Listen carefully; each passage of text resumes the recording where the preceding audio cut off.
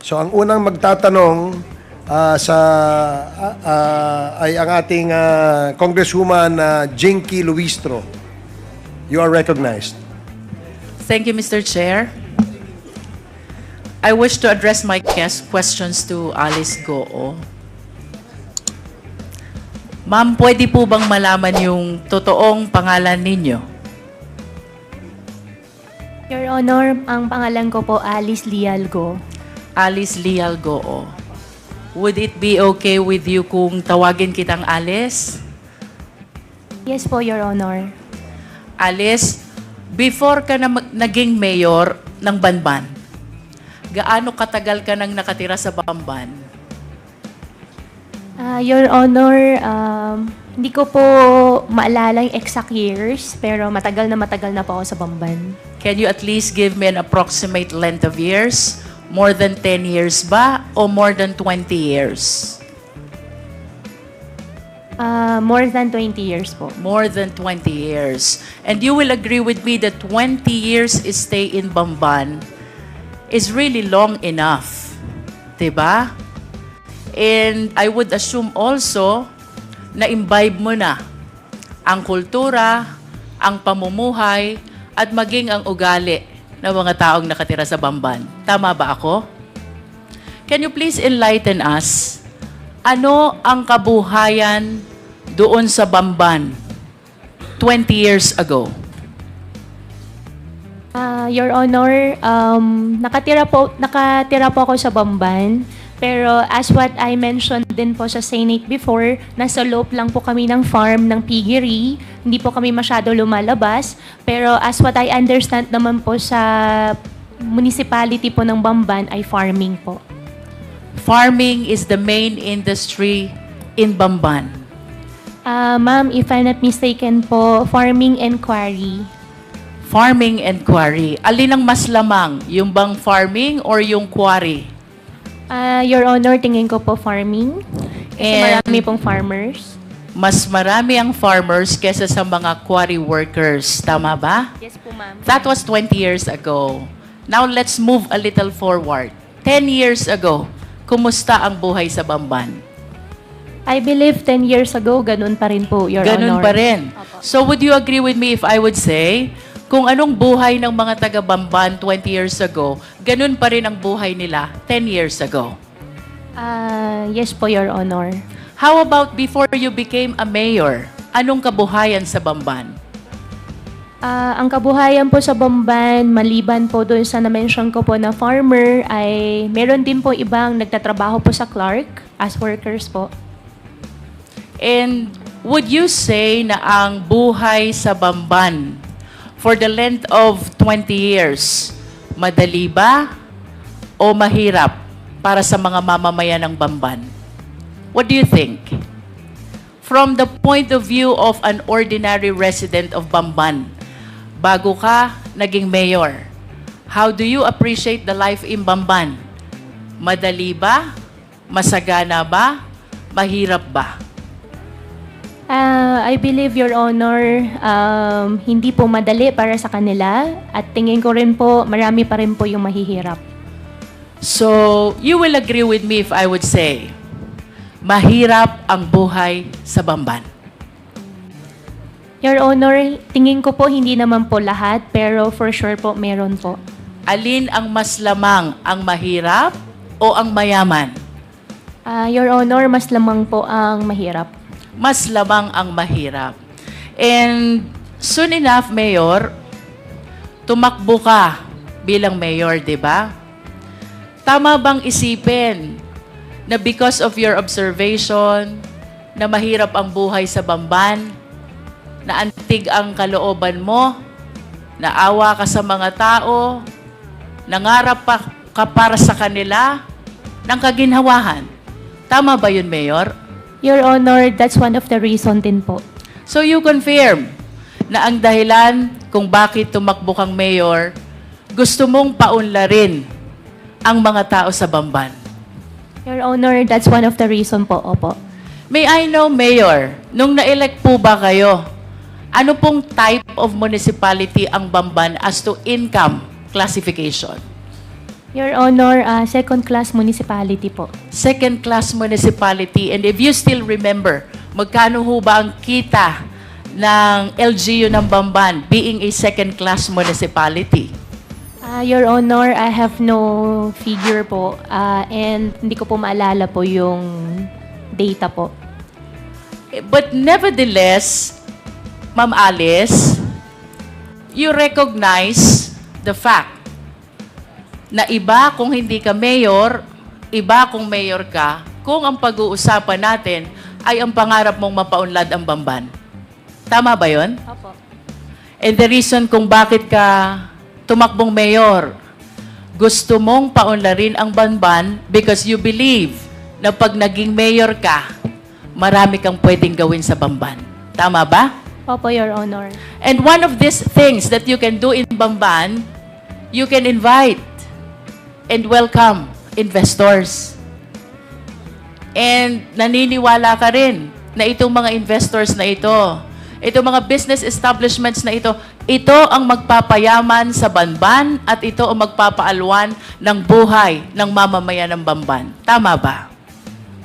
Ang belief ko po ay pag nakapag-invite po ng more investors po sa bayan po namin, mabibigyan po ng mas maraming work opportunity po sa mga constituents po namin.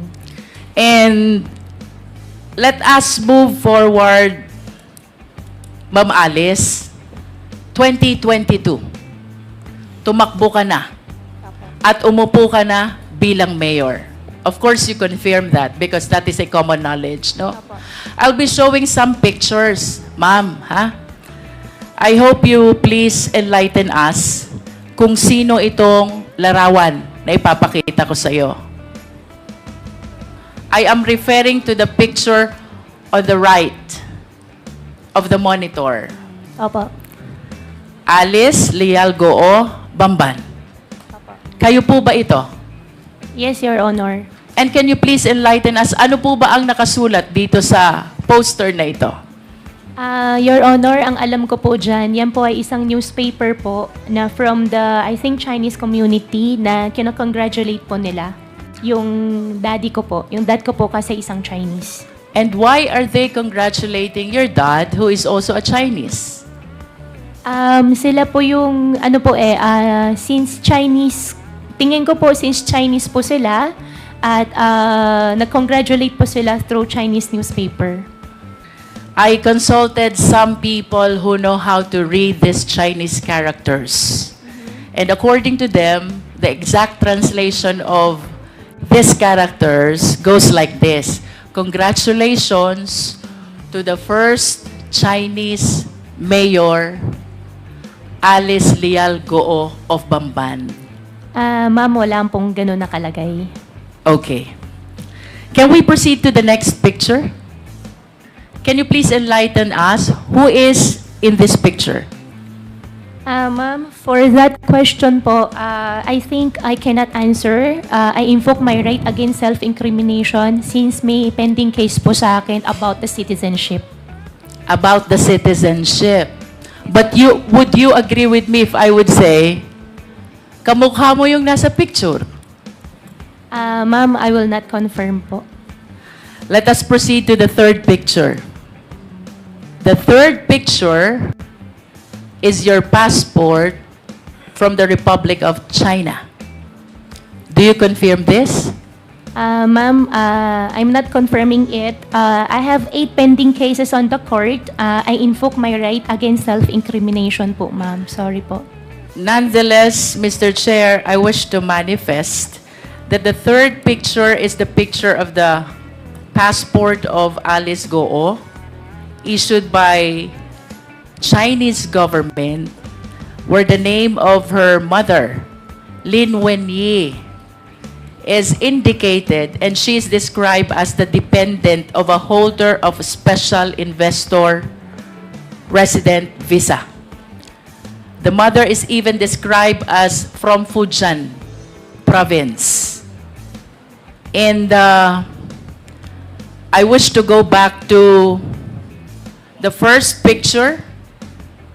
Miss Alice Guo was described also as from Fujian province. And I understand that Ms. Alice Guo acknowledged only the first slide and refused to identify the second and the third slide. Nonetheless, Mr. Chair, I wish to manifest that these documents are evidence to show that indeed the nationality of Ms. Guo is Chinese. Nonetheless, Mr. Chair, in order to realize her intention, run to a public position, bring growth and prosperity to the municipality of Bamban, including the people who lives thereat, Ms. Alice Guo allowed, if not she's the one who purposely caused the same, the late registration of his birth, and even the application of her Philippine passport. I understand, Mr. Chair, that the right to run to a public office is a right which is exclusive to Filipino citizens. And I wish to manifest as well that this should be dealt with by law, because this is something which opened the country to issues of national security and interest, Mr. Chair. If I may proceed, Mr. Chair, bilang mayor, Ma'am Alice, in line with your vision, paunlarin ang Bamban, bigyan ng kaunlaran ang taga-Bamban, ano po ba ang mga kumpanya na dumating sa Bamban during your time as mayor of Bamban? During my time po, dumating po ang Jollibee, dumating din po ang McDonald's, dumating din po si RCS po na isang supermarket chain, and supposedly may mga darating pa mga factories and restaurants po, ma'am. And would you confirm that it was also during your time nung dumating ang Baofu? No po, ma'am. You don't? Ang Baofu po is not 2022 po, ma'am. But the business permit signed by you shows the date October 25, 2022. Ma'am, I think may previous po na mayor's permit. Nag-start po Let yan me rephrase my question. Therefore, it was during your time nung na-renew ang business permit ng Baofu. Do you agree to that? Sorry, Your Honor, anong year po? 2022, October 25. October 20. I think po. Opo. You are the mayor already. As a matter of fact, if the secretariat can show the business permit of Baofu was signed by Miss Alice Guo in her capacity as mayor. And would you confirm as well na yung Zun U1 Tech dumating din at naisuhan ng business permit during your time?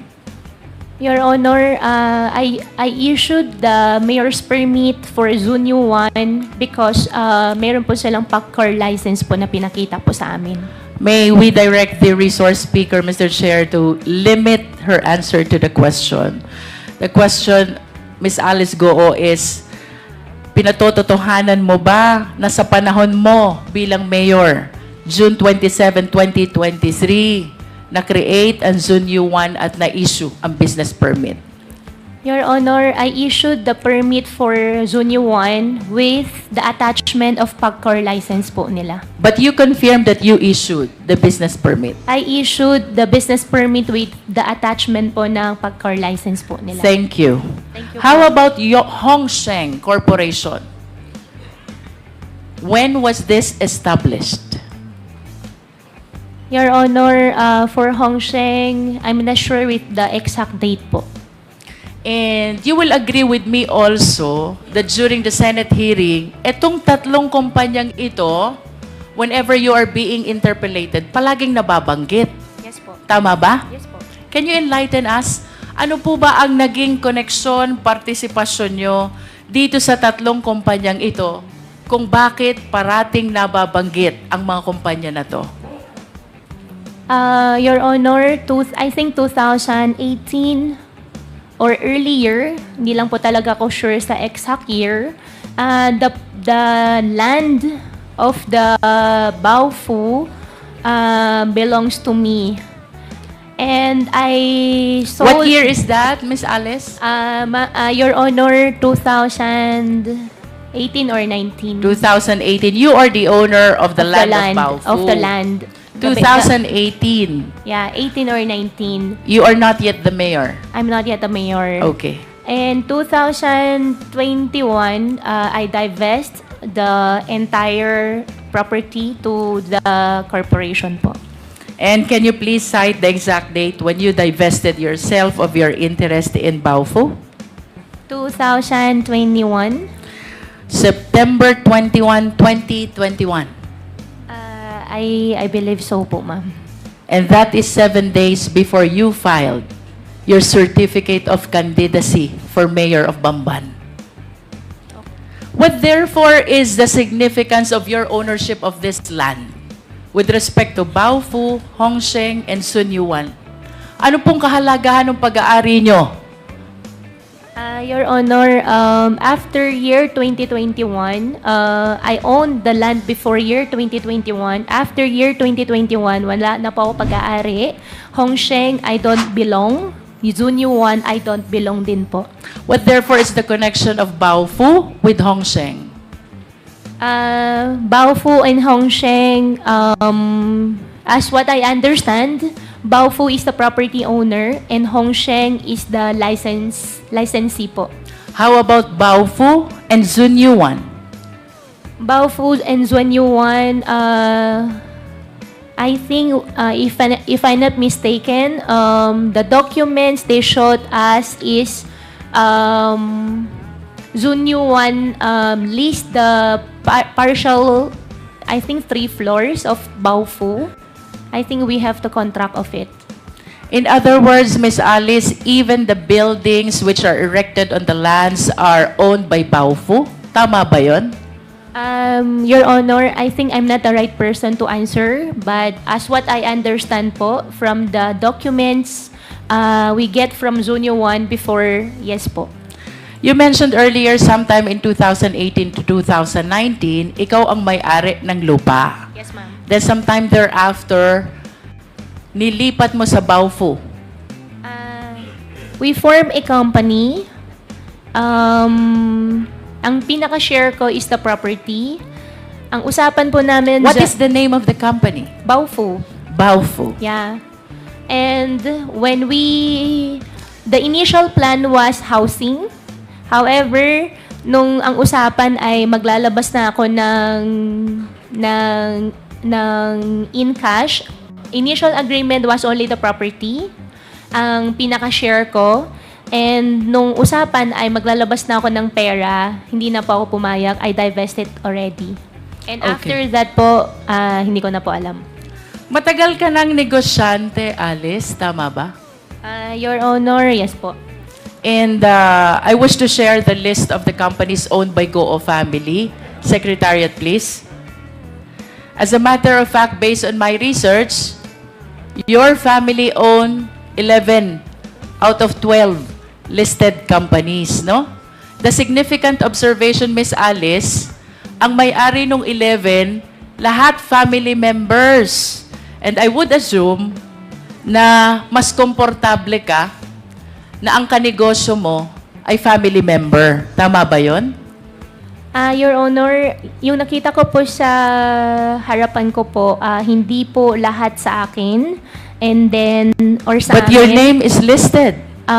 Yeah, yung isa po dyan ay yung 1, 2, 3. Yung iba po dyan ay hindi po nag-operate. Hindi po natuloy yung mismong company. Nevertheless, would you confirm that majority of these companies, your name is listed as one of the owners? Yes, Your Honor. And the names of your family members are likewise listed as one of the owners. Do you confirm? Yes, Your Honor. In other words, Miss Alice, sa usapang negosyo, naniniwala ka na dapat ang kasama sa negosyo, kilala mo? Yes, Your Honor. Naniniwala ka din na dapat ang kasama sa negosyo, pinagtitiwalaan mo? Yes, Your Honor. At bago magkaroon ng tiwala, dapat kilala muna. Tama? Yes, Your Honor. And you will refuse to join any business dealings or business venture kung hindi mo kilala ang mga taong kasama mo. Tama ba? Yes, Your Honor. As a matter of fact, very significant itong list of companies na to. Ayaw mo nang hindi mo kilala. Because most of the incorporators are family members. Do you agree? Hindi naman po sa ayaw ko. Most, at least. Okay. Most. Diba? Ang maliwanag, Alice, hindi ka sasama sa negosyo kung hindi mo kilala at hindi ka nagtitiwala sa taong kasama mo. Yes po. Correct. Now, I wish to invite your attention to the Articles of Incorporation of Baofu. Secretariat, kindly flash. Nakikilala mo ba itong dokumentong ito? Yes po, Your Honor. This is the Articles of Incorporation of Baofu, Yes, correct? Po. Yes po.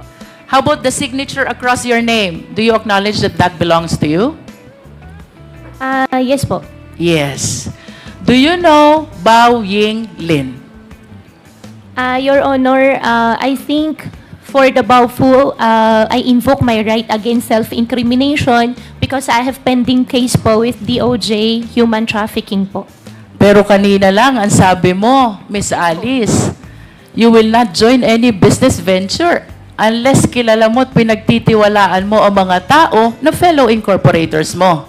Tama? Do you still confirm that? I confirm that, Your Honor. And That is enough, Miss Alice. yes, Now and- let us proceed to the next incorporator.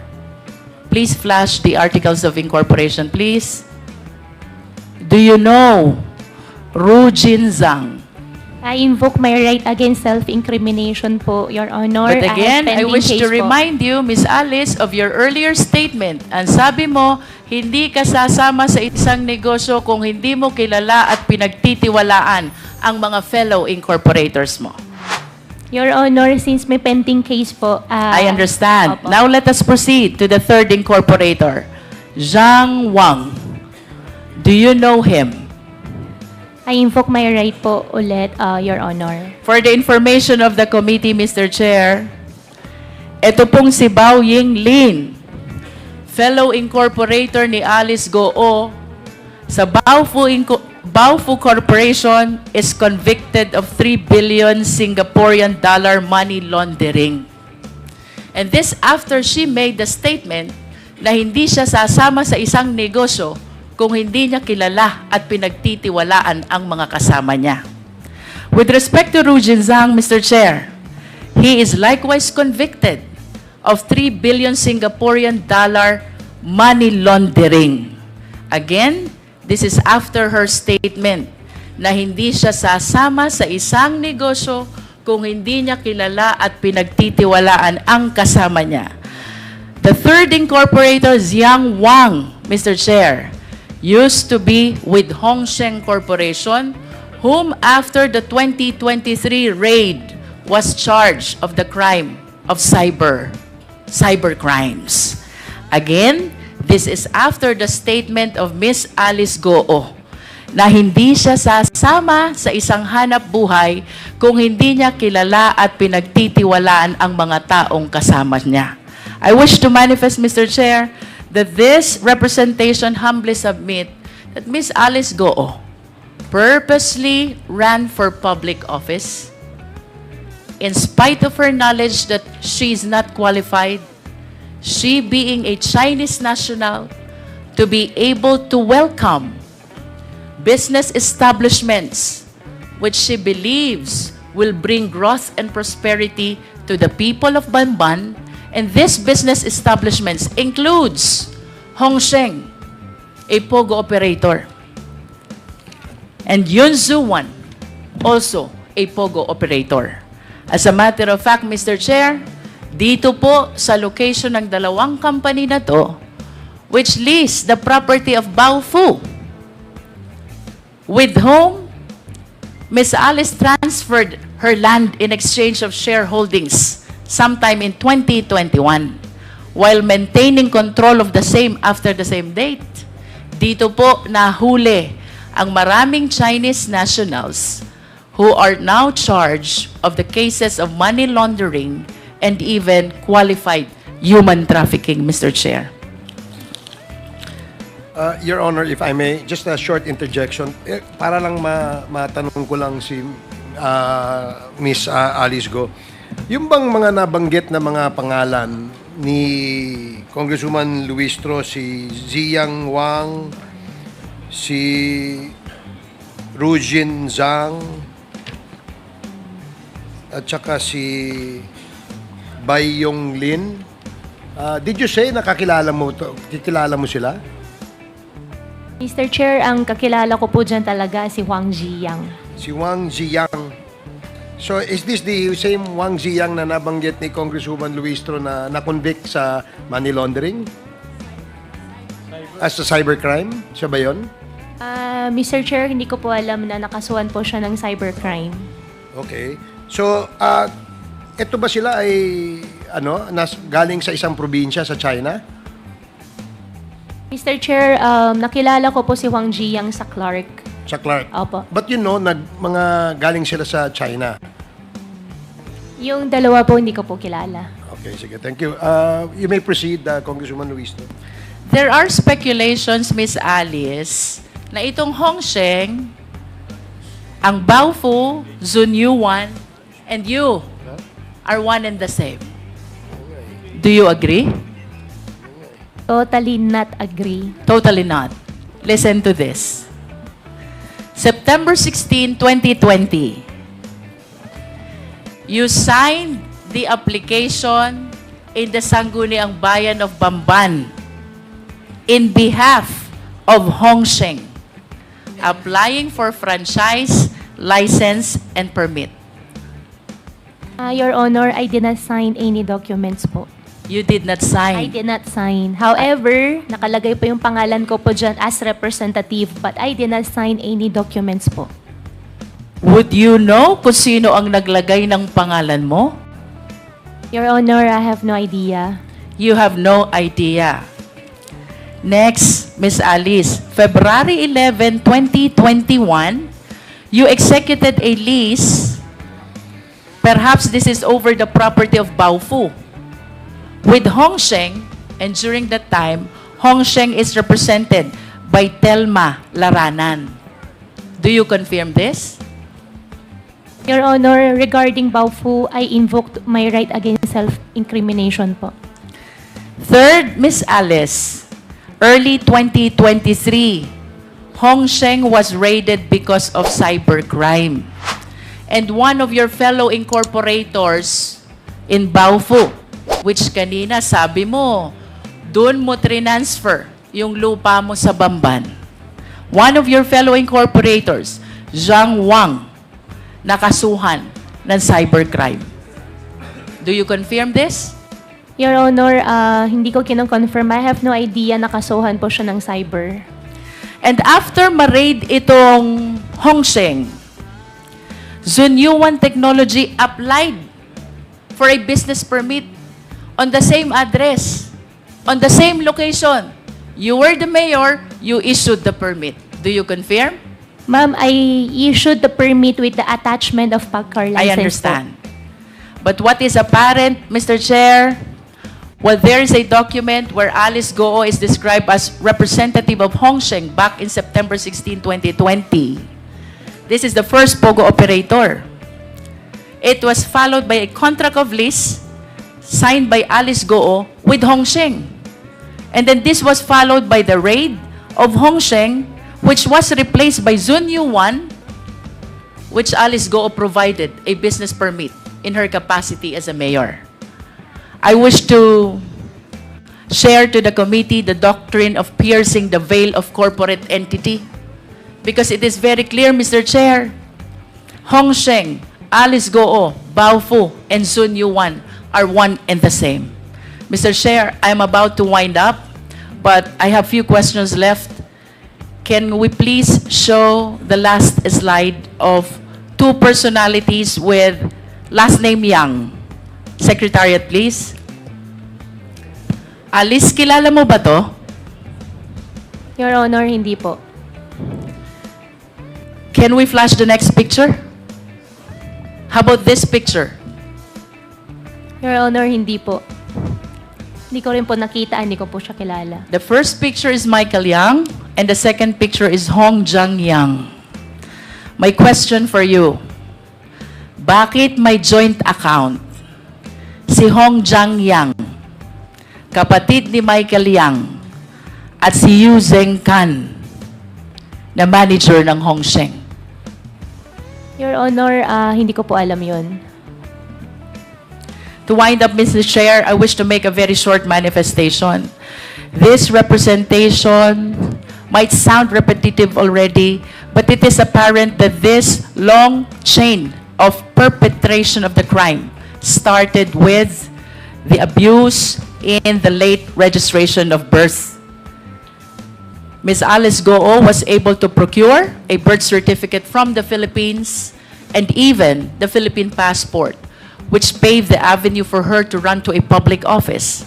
I urge the House, let us strengthen our rules, because if the loose rules on Filipino citizenship, including the rights attached to it, which must be exclusive to Filipino nationals, then we will be at the behest of the perpetrators of illegal activity. To add, Mr. Chair, the fictitious birth certificate even paved way to solicit identification cards from different government offices. That includes the DFA, the BIR, the LTO, and the similar government offices, Mr. Chair. Second, Mr. Chair, the layering by way of registration of various documents, making it appear that they are legit corporation, makes it harder for the Philippine government to verify and even monitor the illegal activities of these foreign nationals, Mr. Chair. So, I wish to suggest that we install a monitoring system with the SEC. We wish to recommend to the SEC that they install a monitoring system to make sure that the application for registration is legit, the operation is genuine, and the location is indeed existing. Third, Mr. Chair, illegal activities and illegal POGOs will not proliferate if they are not able to transfer money. So, I humbly suggest as well, Mr. Chair, that we tighten our rules on anti-money laundering. Hindi po sila makakapag-perpetrate ng illegal activities if there are no funds which will fuel their illegal activities. I submit, Mr. Chair.